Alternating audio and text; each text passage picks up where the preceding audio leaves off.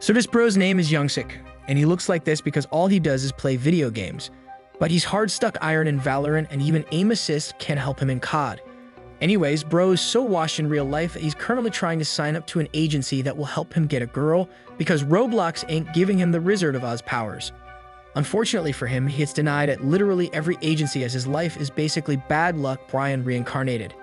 However, as he walks out of the agency made for simps totally angry and defeated, he gets surprised ganked by a woman with some rice cakes out of this world. It then turns out that the redhead is an astronaut in more ways than one, but she straight up asks our boy if he's needing some help in the girls' department since he looks like he needs it. Of course, Youngsik instantly gets flustered as he can't help himself but be a sussy Becca right in front of her as he starts staring at some brand new basketballs. Eventually, he's able to unfreeze himself and snaps back to reality after the girl mentions they do a 100% refund guarantee if he's not satisfied with the service. Although initially totally interested, our bro gets a flashback and realizes that this is probably a scam as no agency would take him, even the ones that didn't deny a 300-pound Discord mod. As such, Youngsik decides to hand her back the company flyer as he has no interest in getting bamboozled, so he walks away afterwards and calls it off. Regardless, the day passes by and our boy spends the entire rest of the afternoon and the evening playing some Warzone, but after a while he does his typical rage quit and decides to stare at his phone. We then learn that bro actually had a girlfriend beforehand. They were even closing in on the marriage stage, but he screwed up big time after channeling his inner supreme sussy Baka. It's then revealed that she straight up coasted him after Youngsik fake having a wrapper on his banana tree plantation while doing some rice cake destroying. So she broke up with him right after and never looked back. Nonetheless, bro ruined an 8-year relationship and now he can only stalk her social media as his ex got married literally weeks after to a rich older man as Youngsik was an ultimate brokey. Nonetheless, as Youngsik spends the night scrolling through his ex's Instagram, he randomly gets mom aggro out of nowhere, so he's forced to answer the call or else he's about to face the wrath of an Asian tiger. The two then start catching up a little bit, but then our bro is forced to tell the lie that he's still in a relationship with Minnie, so his mom orders him to get married as he's super close to reaching his boomer age. So now with Youngsik out of options, he decides to meet up with the mysterious redhead from the day before in the morning as he knows time is ticking before his family finds out. Eventually, he gives in even though it's totally out of his broke budget, so he ends up actually signing a contract where he's supposedly paying to get a chance with 5 different bombshells out of his league. Nevertheless, on the day of his first date, he didn't get bamboozled as a beautiful blonde actually showed up and she actually seemed interested in him, even after she learned of his brokey circumstances deep within his 30s. Then on his second date, he met with a model from Victoria's Secret, and let's just say she was putting too much trust in her upper armor to make sure it kept its golden treasure safe.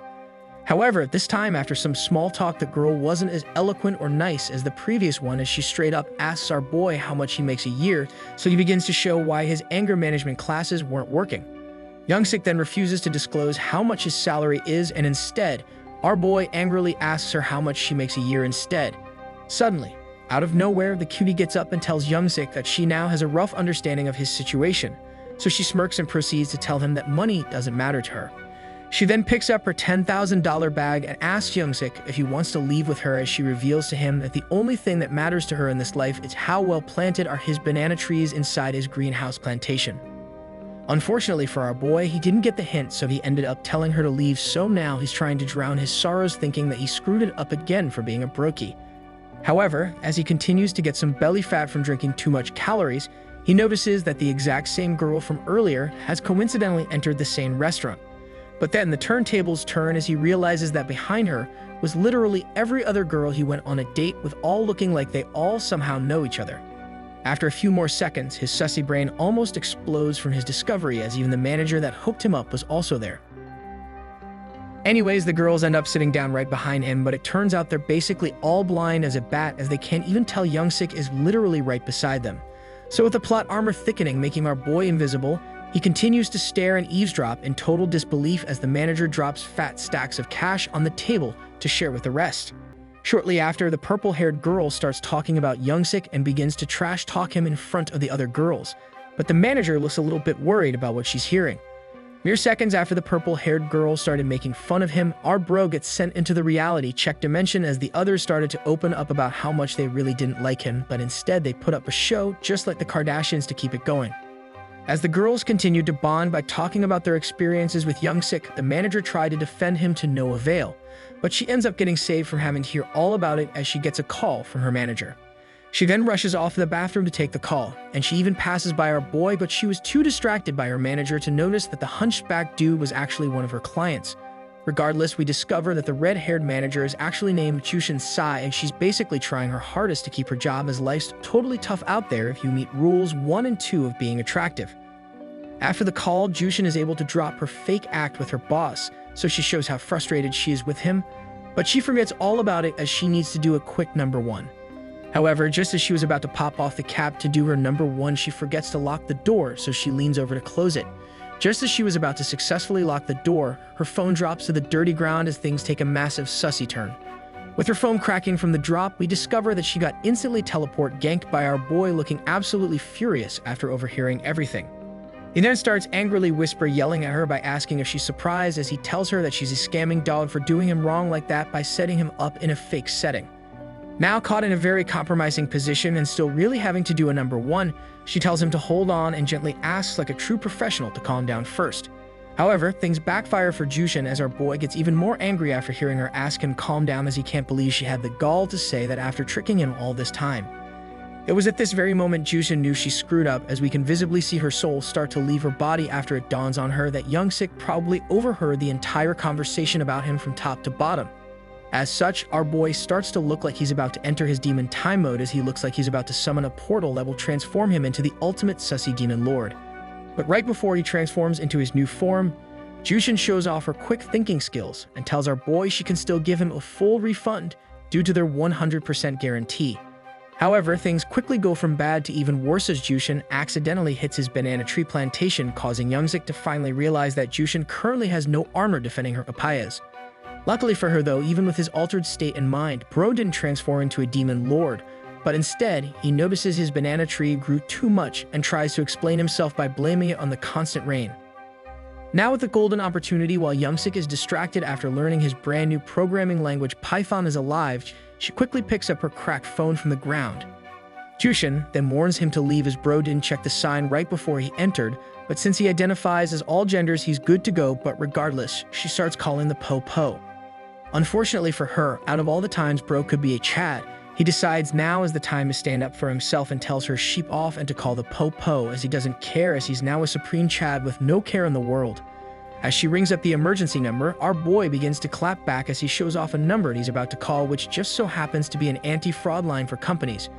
And with just a single Sigma male move, her life flashes right before her as she starts thinking of the future, where she gets caught and fired for hiring part-timers to cosplay as very interested girls and beta males. So with bills to pay and a mortgage to pay off, Jushin breaks down in front of Young-sik and apologizes while telling him she can do whatever he wants to fix his issue. Now I've seen too many amazing books and anime in my lifetime to know where this is heading, so buckle up those seatbelts as it's sussy time, baby.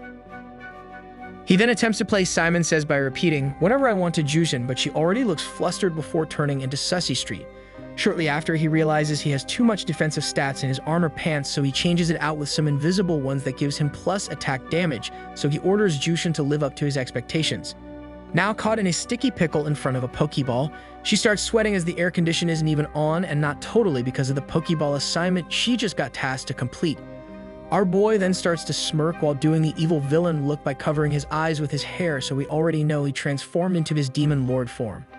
Meanwhile, as Jushin finds herself stuck in a situation due to the girls all talking about him earlier, the purple-haired girl gets super bored waiting for her, so she starts watching more King anime.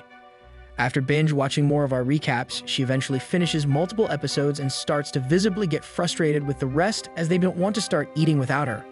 Purple-haired girl then pipes up and starts talking about how Jushin needs to hurry up, even if she's dropping bombs on the toilet like the United States Air Force, as she got some plans later on in the evening. Nonetheless, with time fleeting, and since we all know time is money like those old guys say, she gets up from her seat and decides to take the matter into her own hands by going to see if Jushin is alright. Now back inside the duel arena between Young-sik and Jushin, our boy promises to pretend that nothing ever happened between them and to forget about him catching her, only if she decides to go through catching his Pokeball using her expert training skills. As such, she actually closes her eyes and goes through with his proposition, as she really wants the promotion from her boss so she can afford a more luxurious lifestyle. Shortly after, our boy levels up like Doctor Strange in the love dimension as he can't believe how nice it is for his banana tree plantation to finally get taken care of after all this time. Eventually, after getting into it like the zombie heat comeback against his Denver Nuggets, Youngsik's volcano explodes deep within the mountain range of Jushin. After finishing up their science experiment, our boy discovers that Jushin has never used the organ she uses to drink water with to do such an experiment before, but Youngsik thinks she's lying. However, just as Youngsik refuses to believe the notion that Jushin the Olympic Slurpee drinker is actually a first-timer, the two stop in their tracks as they hear someone try to open the door.